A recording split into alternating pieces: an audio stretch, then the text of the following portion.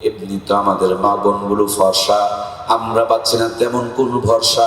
তারপর বিউটি পার্লারে গিয়া সাজুগুজু করতেছে, মুসলমানের পোশাক ছেড়ে দিয়া কিরণমালা কটকটিয়ার পাখির পোশাক ধরেছে।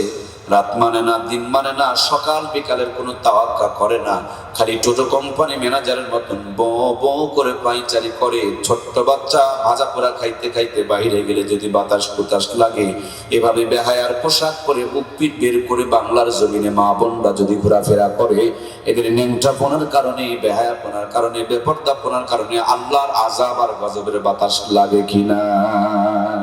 আমার প্রাণপ্রিয় ভাইয়ারা, ফজরের 2টি রাকাত নামাজ আল্লাহ তাআলা দান করলেন আদি পিতা আব্বাজান হযরত আদমের স্মৃতি থেকে।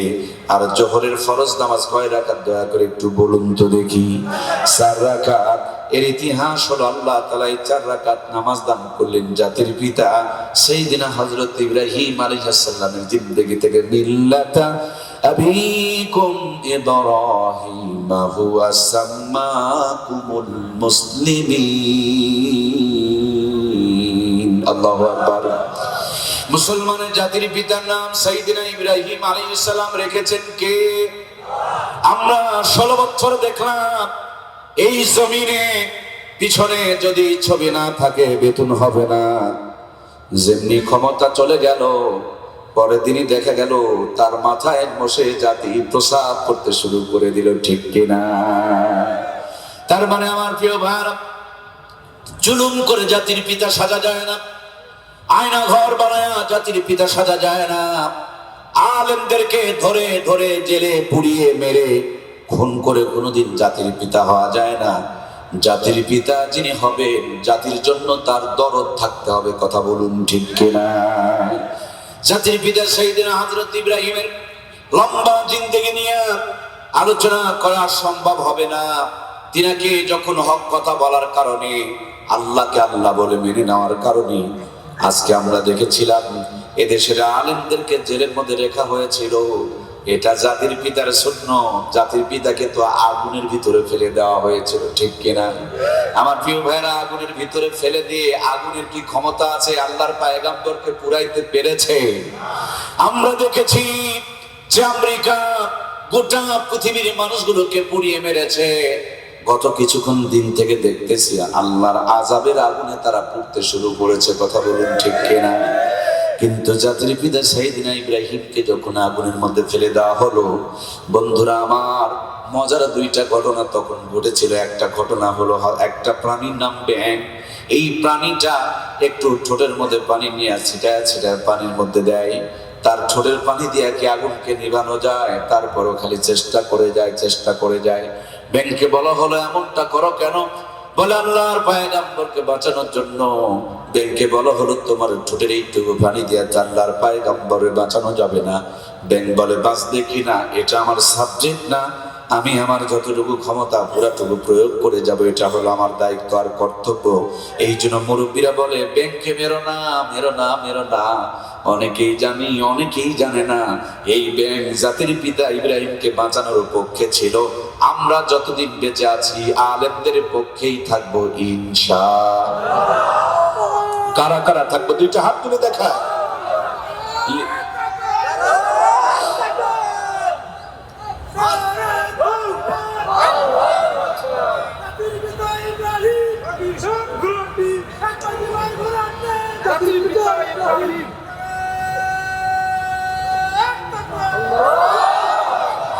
আলহামদুলিল্লাহ, সুম্মা আলহামদুলিল্লাহ। আল্লাহ আমাদের জাতির পিতার জাতীয় সন্তান হিসাবে কবুল করুন, বলুন আমিন।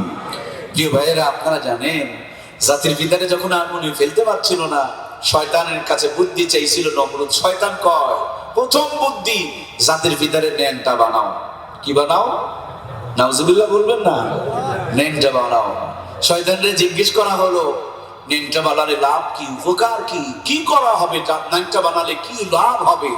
শয়তান বললেন, যেখানে ন্যাংটামি থাকে সেখানে আল্লাহ রহমত আর রহমতের ফেরেশতা বিরাজ করে না। ন্যাংটামি করলেই আল্লাহর আযাব গজব আসবে, ন্যাংটামি চললে রহমতের ফেরেশতাগুলো বিদায় নিয়ে চলে যাবে। তখন আল্লাহর পয়গম্বরকে মজা করে আগুনে পোড়ানো যাবে। আজ আমার বাংলার জমিনে তাকিয়ে দেখুন, ন্যাংটামির কোনো অভাব। জাতির পিতা আমরা দাবি করি হযরত ইব্রাহিমকে, তাকে আগুনে ফেলার জন্য শয়তান বুদ্ধি দিলে ন্যাংটা করো, আমাদের কে যে বুদ্ধি দিল আমরা নিজেরাই ন্যাংটা হইতে শুরু করে দিয়েছি। আমার আম্মা জানেরা, আব্বা জানা আদম আর হাওয়াকে যখন দুনিয়াতে পাঠানো হলো, বড় আব্বা হযরত আদমকে 3-4 টুকরা পাতা দিয়ে ইজ্জতকে ঢেকে রেখেছিলেন। এই জন্য পুরুষের জন্য মৃত্যুর পর কাফনের কাপড় কয় পিস? বড় আম্মা হযরত হাওয়া বড় বড় গাছের 5-5টা টুকরা পাতা দিয়ে ইজ্জতকে ঢেকে রেখেছিলেন। তার জন্য মেয়েদের জন্য, মায়েদের জন্য, মহিলাদের জন্য, আম্মা জানদের জন্য কাফনের কাপড় কয় পিস? 5 পিস বাদ দিয়া 3 পিস ধরা ছিল, 3 পিস ছেড়ে দিয়া 2 পিস আমদানি করেছিল, 2 পিস বাতিল করে দিয়েছে। এখন আর কয় পিস আছে? কয় না গো, কয় পিস আছে? কমতে কমতে মাত্র 1 পিসে চলে এসেছে। এইটা যদি বাদ দিয়া দেয়, দেশে থাকার আর উপায়।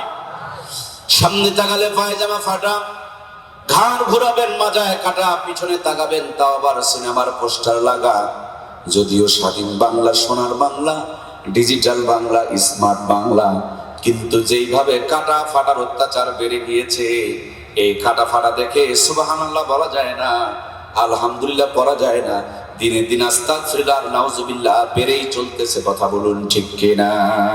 ও আল্লাহ, আল্লাহ রে, এ কোন দুনিয়ায় পাঠাইলা আমারে? এই জামানার মানুষগুলোর মানুষ নাহি বলে, গরু ঘোড়া হার মানায়া হাইনার মতো চলে। ও আল্লাহ, আল্লাহ রে, এ কোন দুনিয়ায় পাঠাইলা আমারে? জোরে বলুন মারহাবা। আমার প্রিয় ভাইয়েরা, কয়েকদিন আগে বগুড়ার মোকামতলা একটা মাহফিলে গিয়েছিলাম। ছোট্ট একটা বাচ্চা কোলে তুলে দিয়া বললেন, হুজুর বাচ্চাটাকে বাতাস লেগেছে, একটু ফু দিয়া দেন, পানি ভরা দেন। আমি জিজ্ঞেস করলাম কেমনে বাতাস লাগলো? তারা আমাকে যা বোঝায়া বললেন, আমরা ভাজা পোড়া বানিয়েছি, বাচ্চাটা বোঝে নাই, খেয়েছে আর বাহিরে দৌড়াই বেড়াইছে, এই জন্য বাতাস লেগেছে। আর বাতাস লাগার কারণে বমি করতেছে, পাতলা পায়খানা করতেছে, পেটের ব্যথা শুরু হয়ে গিয়েছে। আমার তো টেনশন বেড়ে গেল। আহারে, এতটুকু বাচ্চা ভাজা পোড়া খাইতে খাইতে বাহিরে গেলে যদি বাতাস বুতাস লাগে গো, এমনি তো আমাদের মা বোন গুলো ফর্সা, আমরা পাচ্ছি না তেমন কোন ভরসা। তারপর বিউটি পার্লারে গিয়া সাজুগুজু করতেছে, মুসলমানের পোশাক ছেড়ে দিয়া কিরণমালা কটকটি আর পাখির পোশাক ধরেছে। রাত মানে না, দিন মানে না, সকাল বিকালের কোনো তাওয়াক্কা করে না, খালি টোটো কোম্পানি ম্যানেজারের মতন বো বো করে পাইচারি করে। ছোট্ট বাচ্চা ভাজা পোড়া খাইতে খাইতে বাইরে গেলে যদি বাতাস কুতাস লাগে, এভাবে বেহায়ার পোশাক পরে বুকপিট বের করে বাংলার জমিনে মা বোনরা যদি ঘোরাফেরা করে, এদের ন্যাংটাপনার কারণে, বেহায়াপনার কারণে, বেপরদাপনার কারণে আল্লাহর আযাব আর গজবের বাতাস লাগে কিনা? লাগে লাগে লাগে। আযাব আর গজবের বাতাসে কাল বৈশাখী ঝড় আসে, ভূমিকম্প আসে, ভূমিধস আসে, ঘূর্ণিঝড় আসে। আজ থেকে 50 বছর আগে এই আযাব আর গজবের বাতাস ছিল না। এক ঘরে মাসকালার ডালের তেলানি রান্না হয়েছে, গোটা গ্রাম যেন গন্ধে মোহিত হয়ে গিয়েছে। একদিন আতপ চালের বিরিয়ানি খেলে 3 দিন পর্যন্ত সুঘ্রাণ পাওয়া গিয়েছে। একদিন যদি ইলিশ মাছ আর পান্তা ভাত খাওয়া গিয়েছে, কম করে হলো 2 দিন পর্যন্ত ছড়িয়েছে। সেই নানি দাদিদের স্মৃতিচারণে পয়লা বৈশাখ উদযাপন করি আমরা। 6 টাকার কেজি ইলিশের মাছ 6000 টাকা দিয়ে সাগর থেকে আমদানি করে নিয়ে আসতেছি আমরা। নরমাল চুলা ভেঙে দিয়ে গ্যাসের চুলা ঢুকিয়েছি আমরা। সাধারণ মশলা বাতিল করে দিয়ে আধুনিক গুঁড়া মশলা ব্যবহার করছি আমরা। কত উন্নতি করেছেন, গুনতে গুনতে শেষ করতে পারবেন না। কিন্তু যোগ্য মিলায় দেখেন, রান্নার পরে খাবার সময় নাকে নিয়ে চেক করতে হয় ইলিশ না সিলভার কাপ। কথা বলুন ঠিক কিনা? আগে কি সুন্দর দিন কাটাইতাম আমরা। কি যুবক ভাইরা নাই নাকি? আগে কি সুন্দর দিন কাটাইতাম আমরা, আগে কি সুন্দর দিন কাটাইতাম। ফজর যখন হইতো, মুয়াজ্জিমা জান দিত, মধুরা জান শুনে বিছানা ছাড়িতাম আমরা। মধুরা জান শুনে ঘুম ছাড়িতাম। যতই থাকুক কাম, আগে নামাজ পড়িতাম। হাজার থাকুক কাম, আগে নামাজ পড়িতাম। নামাজ পড়িয়া কোরআন পড়িতাম আমরা। নামাজ পড়িয়া তেলাওয়াত করিতাম। আগে কি সুন্দর দিন কাটাইতাম আমরা, আগে কি সুন্দর দিন কাটাইতাম। জোরে বলুন মারহাবা। লা ইলাহা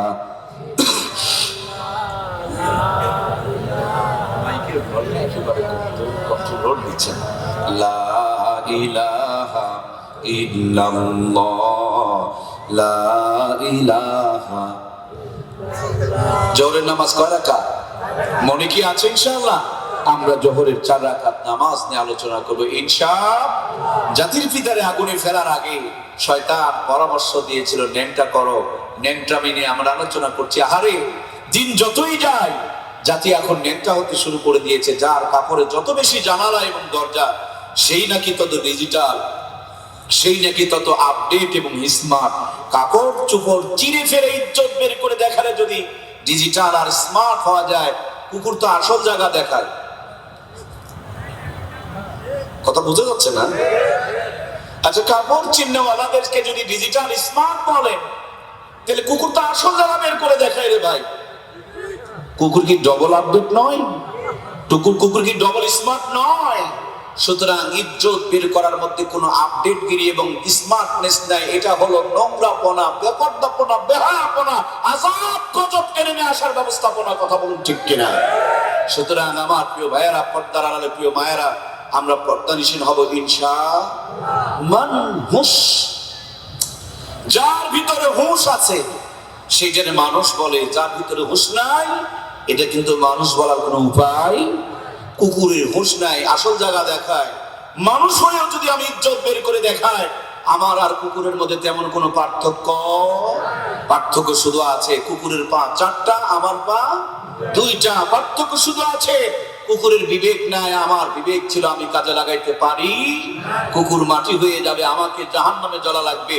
এই জন্য প্রিয় ভাইয়েরা, আমরা নিজেদেরকে আবৃত রাখবো, মা বোনগুলোকে পর্দা করানোর জন্য চেষ্টা করবো ইনশাআল্লাহ। আরে, আগে দেখতেছিলাম মেয়েরা শুধু বেপর্দা হয়, পাতলা কাপড় পরে, সিরা কাপড় পরে। এখন আবার নতুন একটা ভাইরাস ধরছে, এখন যুবকদেরও হাঁটু ফাড়া। রংপুরে এরকম আছে না? পাঙ্খ এরকম আছে না? নাই? পাশার থেকে অর্ধেক প্যান্ট খুলে গিয়েছে।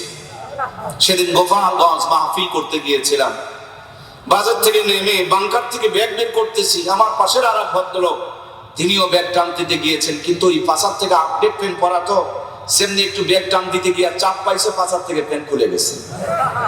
কি আজব কারবার! এদিকে কেমনে যে নামাজের দাওয়াত দিবেন তাও তো বুঝি না।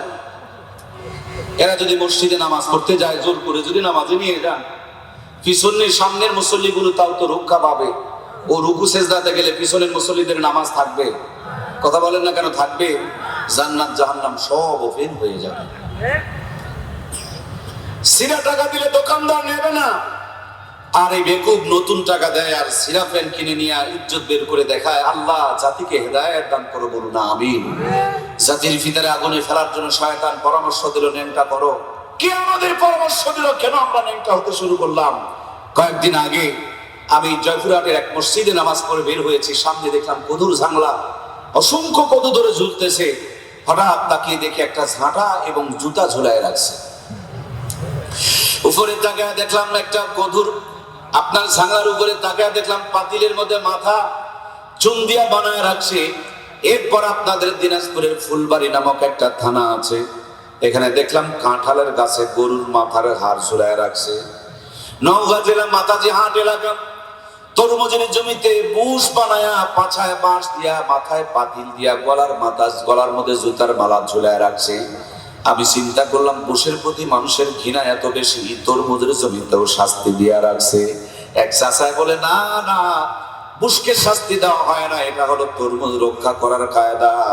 কিছু কিছু মানুষের নজর এত খারাপ, সরাসরি যদি তরমুজের উপরে বদনজর পড়ে, তাহলে তরমুজ নাকি পচে যাবে, কষে যাবে, নষ্ট হয়ে যাবে। আর আগে যদি জুতার উপরে নজর পড়ে, তাইলে নাকি আর বদনজর খাটবে।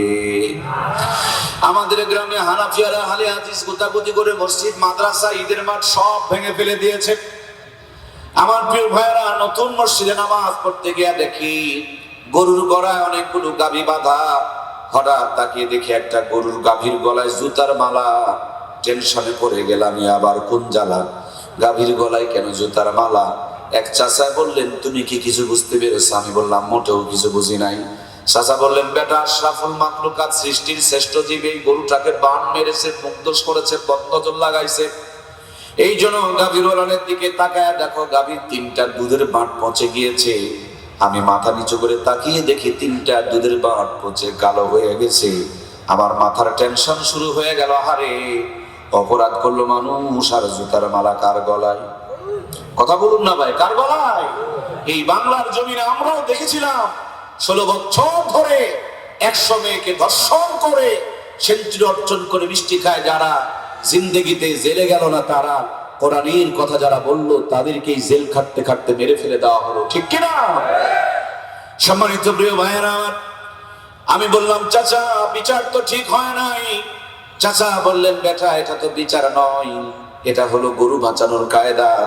আকাম কুকাম যা হয়েছে হয়েছে, নতুন করে যেন আর বদনজর লাগাইতে না পারে, বান মারতে না পারে, মুগ্ধ করতে না পারে, তার জন্য গলার মধ্যে জুতার মালাটা দেওয়ায় রাখা হয়েছে।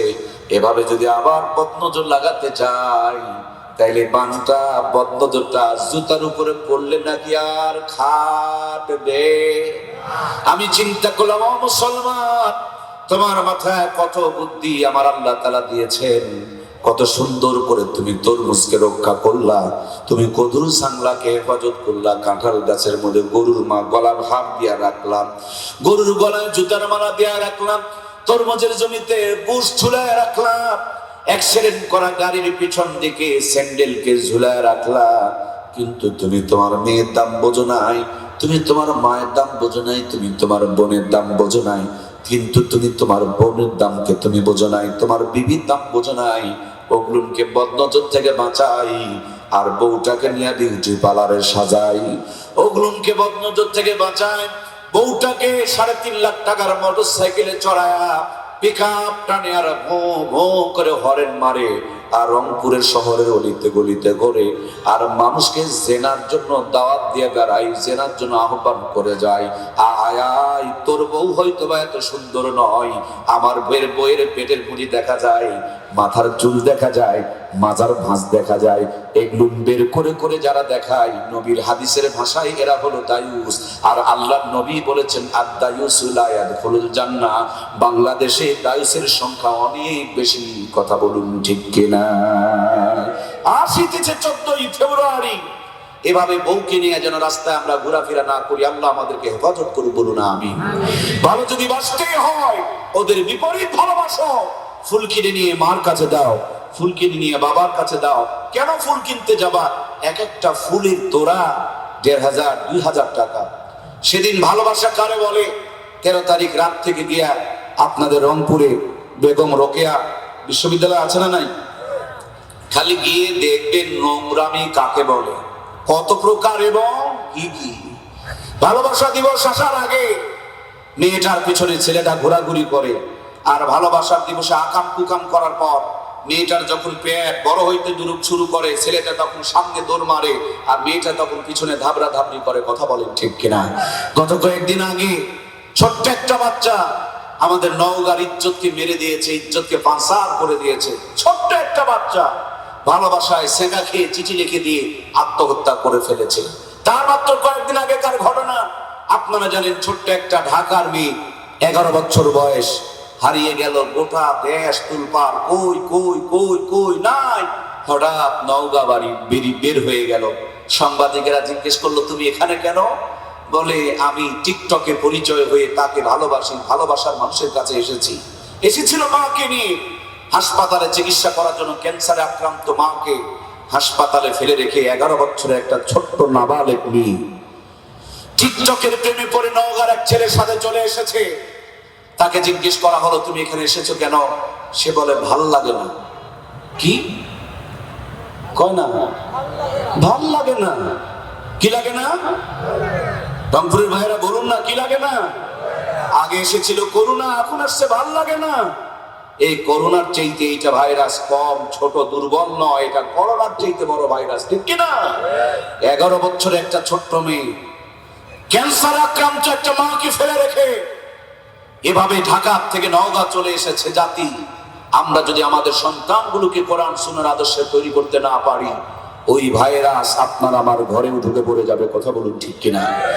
18 বছর আগে বিয়ে দেওয়া যাবে না, কিন্তু 11 বছরেই ভাল লাগে না, এগুলো নিয়ে কেউ কথা বলে না। মেয়েটাকে যদি 11 বছরে কেউ বিয়ে করত, দেখতেন তাকে আজকে জেলখানায় ঢুকে ঢুকে মরতে হতো। কিন্তু 11 বছরে প্রেম করেছে, জিনা করেছে, প্রেমের টানে ছুটে চলে এসেছে, এটা নিয়ে জাতি মুখ খুলতেছে না। তার মানে নবী আমার বলেন, জিনা ব্যভিচারকে বন্ধ করে দাও, তাহলে পরেই দেখবা। আল্লাহর নবী বলেছেন, তোমরা বিয়ে শাদীকে সহজ করে দাও, জিনা ব্যভিচার বন্ধ হয়ে যাবে। আমরা বিয়ে শাদীকে কঠিন করেছি, তার জন্য জিনা ব্যভিচার বেড়ে গিয়েছে। ছোট্ট মেয়েদেরকেও ভাল লাগে না, রোগ ধরেছে। কথা বলুন ঠিক কিনা? সম্মানিত প্রিয় ভাইয়েরা আমার, যে কথাটুকু আপনাদের খেদমতে বলছিলাম, আমরা যখন জামা বানাই আমাদেরই জামাগুলো ফুল হাতা, কিন্তু বাড়িয়ালির জামা বানালে তখন হয়ে যায় হাফ হাতা। আমরা জামা বানালে আমাদের জামা দিয়া পেট ঢাকা, বেগমের জামা বানাই তখন হয়ে যায় পেটের অর্ধেকটা পর্যন্ত ফাঁকা। আমরা ভদ্রলোক মানুষ, আমাদের জামা বানালে কলার পর্যন্ত ঢাকা, আর বেগম সাহেবার জামা বানালে বুকের অর্ধেকটা পর্যন্ত ফাঁকা। যদি বলেন ওরে বোকা, এত যত্ন করে পেটের নারী আর ভুঁড়িকে কেন রেখে দিয়েছো ঢাকা? কি আছে তোমার পেটের ভিতরে? খবর নিয়ে দেখুন, তেল আর চর্বি, নারী আর ভুঁড়ি, প্রসাব আর পায়খানা। কত বড় বোকার বোকা, নিজের পেটের প্রসাব পায়খানা গুলোকে রেখেছি ঢাকা। আর পৃথিবীর শ্রেষ্ঠ নিয়ামত, আল্লাহর জান্নাতের সম্পদ, যে মা বোনের পেট দিয়ে দুনিয়াতে আগমন করবে, ওই ফ্যাক্টরি আর কারখানা কেটে যদি আমরা রেখে দিই ফাঁকা, ওই পেটে কোনোদিন শাহজালাল, শাহপ্রাণ, শাহ মাকদুম জন্মগ্রহণ করবে না।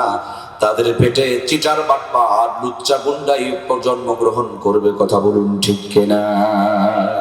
রংপুরের প্রিয় ভাইয়েরা, আপনাদের এলাকায় কি ইটের ভাটা আছে? আছে, আছে। ইটের ভাটা বানানো, ইট বানানোর জন্য একটা ফার্মা থাকে, এইরকম সেম একটা ফার্মা থাকে, দেখেছেন কি? ফার্মাটা যদি বেঁকা হয়, ইটগুলো তো সোজা হয়। ফার্মার মধ্যে যদি এস লেখা থাকে, ইটের মধ্যে তো আর ওঠে, এসি ওঠে। তাহলে আমার কথার সাথে আপনাদের কথা মিল আছে। বিয়ে করবেন কটকটি, আর পেটের সন্তান হবে আল্লাহর ওলি, জিন্দেগিতে নয়। সুতরাং কটকটি মটকটি বিয়ে না করে আল্লাহওয়ালা মেয়েদেরকে বিয়ে করতে হবে। কথা বলুন ঠিক কিনা? এখন তো যুবকেরা বিয়েও করবার চায় না। কি যে রোগ ধরেছে, যুবকেরা বিয়ে করতে চায় না। দাদাই বিয়ে করতে চায়, নানাই বিয়ে করতে চায়। যুবকের বয়স 45-এ চলে গিয়েছে, তারপর বিয়ে করার কোনো খবর। আমি জানি 3টি কারণে যুবকেরা বিয়ে করতে চায় না। বলবো? যুবক ভাইয়েরা মন খারাপ করবেন না তো। 1 নম্বরে কারণ, বিনা টাকায় যদি দুধ পাওয়া যায়, গাভী কিনে ঝামেলা টানা দরকার। যারা বোঝার তারা বুঝেছেন, যারা বোঝেন নাই তাদের বোঝার দরকার নাই। আর ব্যাখ্যা বিশ্লেষণ করতে পারলাম না। 2 নম্বরে কারণ, ওনার বান্ধবী আছে 17টা। কয়টা? মাত্র 17টা। প্রত্যেকটা 3টা 4টা করে সিম ব্যবহার করে। ও হিসাব করে দেখছে একটাও সিঙ্গেল। এই জন্য তাদেরকে নিয়ে বাদাম খাই, কিন্তু বউ বানানোর মতন জীবনে আজ পর্যন্ত কাউকে খুঁজে পাই।